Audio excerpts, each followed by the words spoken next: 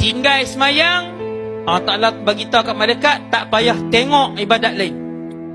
Walaupun sehari dia baca Quran 10 juzuk, walaupun dia bela mak dia sampai mati, daripada sakit tu sampai mati, tak tengok hak bela mak dia, hak dia sedekah seminggu RM5, hak dia baca Quran sehari 5 muka surat, tak tengok. Sebab tu jaga semayang elok-elok. Tuan-tuan, saya pesan kat tuan-tuan yang main ni, kita mak, kita ayah, walaupun anak tu umur 36 dah, kita tahu dia tak semayang, bagi tahu kat dia, suruh dia semayang.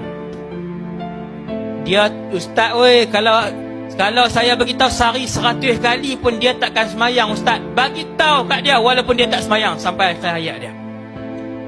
Sebab Tuhan tak tanya pasal apa anak hang tak semayang, tetapi waktu kita menghadap Allah, Allah Ta'ala tanya, suruh ke tak? Itu dia ni saya nak beritahu tuan-tuan.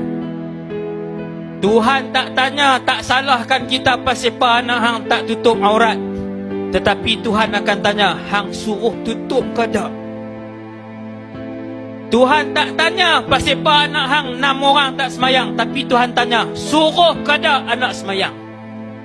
Yang wajib tu suruh, dia nak buat ke dia tak buat, yang tu terletak di bawah tanggungjawab masing-masing.